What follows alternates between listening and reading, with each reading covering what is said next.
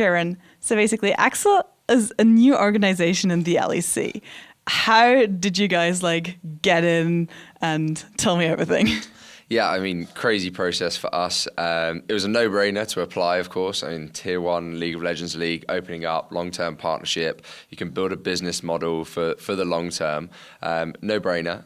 Applied, very confident that we could build an application that would be, in our minds, the best application that Riot will receive. Otherwise, we wouldn't have bothered entering. Put the application in, we're very confident. Riot were very, very pleased with the kind of stories we were trying to tell around the brand, the way we wanted to approach it from a business side of things, as well as everything we want to do with player development on the Rift. And yeah, what a whirlwind past 6 months we've been on.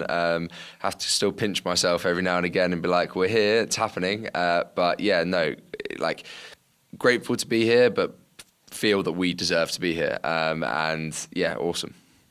Did you guys realistically expect to get into the LEC? Yeah, 100%. I know some people were probably a bit more shocked by the entrance of XL than other organizations, but for us, once we'd had the initial conversations with Riot and we knew the way they were trying to take the league, we thought we were perfect partners. Like I say, we wouldn't have bothered applying if we didn't think that we genuinely should be in the league and deserve to be here. So yeah, we were confident. Obviously, it was a tough process. It was a really, really good process for us actually to really nail down what we wanted to achieve and how we wanted to build our organization. And yeah, so confident. Now we're here, and we're here to prove that we belong here. So it might be news to some people, but Axel actually existed before the LEC. Can you tell us a little bit about the past, before the LEC? Yeah, so XL was co-founded 4 years ago by myself and my brother Joel. We tell the story a lot, but I'll tell it for you guys, and those of you who haven't heard the story. Essentially, Joel came up to visit me when I was at university. I was training to be a lawyer. He's management consultant at KPMG, and we had a conversation in a pub, in a Wetherspoons pub for those British fans watching, and we were talking about the esports industry in general. We're avid gamers ourselves. We've gamed our whole lives. That's how we kind of bonded as kids as we were growing up. Still play as much, although they don't have as much time today to play. And we just talked about what was going on in Southeast Asia. North America was something that we were really looking at quite heavily, and we looked at the UK and just thought no one's really doing this properly in the UK. There was a massive gap in the market for an organisation to come in that was kind of a bit more commercially savvy and was ready to build something for the long term. And yeah, we built XL, started off in console esports quite heavily. We had a team in Tier 1 Call of Duty for a long time, which is where we were well known in our initial stages. And then we kind of transitioned into PC side and really heavily focused on League of Legends in the UK, which the scene's a little bit smaller than some of the other regions, so that's probably why some people hadn't heard of us. But we were, winning national leagues in the UK, competing at the European Masters, the new Tier 2 competition, which is a great product, by the way, and we're really excited to still be competing in that now with our ERL team. And then, yeah, it was kind of a natural next step. It was where do we go after being in Tier 2? I mean, let's shoot for the big time. Let's shoot for Tier 1. And, yeah. Now you guys here. Now we're here. So basically, what was the hardest challenge for you guys as a transition into an LEC team? Yeah, so I think the biggest worry for us was we built what I believe was a fantastic plan. We managed to secure the financial backing to put that plan in place.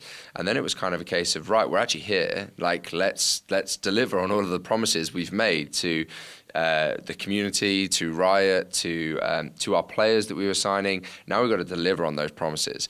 And that was the kind of hardest bit. That was the kind of daunting bit, was let's put this plan into action. Let's scale up so quickly that we are already, as soon as the LEC season starts, we're already running as a really efficient organization, as efficient as the other teams, if not more efficient. It's been a crazy, crazy couple of months to get to where we're at today. We've still got a long way to go. We're by no means done. The next 2-3 years are going to be a massive building process for us. But it's great. I can say that, we've got that time. We've got a long time to build the strategy and make us the best that we can be. So yeah, I think that was the most daunting bit, but also the most exciting. So. So you're doing a lot of things differently than other teams. For example, you're really setting on this 12-man roster. Yeah. How did you come up with that? 10-man roster. It'd be difficult to run a 12-man roster, but love to field 6 if we could every week. But, we're definitely building that idea of a squad, not a team of 5. We think that will be the standard in esports, in a couple of years' time, because you need that interchangeability, you need that competition within the team to push each other internally, and also we can do internal practices that other teams can't do, and all the guys are at relatively similar levels. I mean, 5 are definitely more LEC ready right now, but the other guys are super talented. We expect them to absolutely kill it in the UK scene and push the LEC guys, and hopefully we start to see them feeding in, towards the end of this split, maybe next split. I don't know. I mean, the coaches will tell me that, but it's great to see that squad talking to each other and actually working together to build a better kind of, I suppose, development process for all of those players, including the LEC guys. It's not just benefiting the 5 guys that you don't see every week. It's benefiting the LEC guys because they're being pushed on. We're doing a lot of things differently. I think heavy focus on player and people development, whether that be, as I say, the players or the staff members. We want to develop them as people. So yes, performance-wise, we try and get down to the nitty-gritty and help them as much as we can, but also outside of game, building them up as personalities, building them up as actually people outside of the game is really important for their development. I think that's what gets them to buy into the kind of Excel way, if you like, more, is that we really care about them. We really invest in them as people. Yeah, so I think our kind of unique position right now, we can authentically say that we are from a region. I don't think many organizations can say that. A couple can. And we really wanted to play on that because we knew that was what kind of set our brand apart in the initial stages.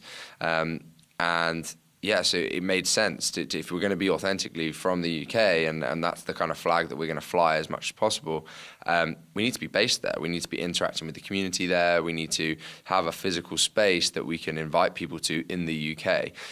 It also just by nature of being from the UK, we have better links with some of the the traditional sports stadiums and things there. You've seen that we're setting up a base in Twickenham Stadium. That's a really cool thing that we've put together. We wouldn't be able to do that anywhere else because we just don't have those connections.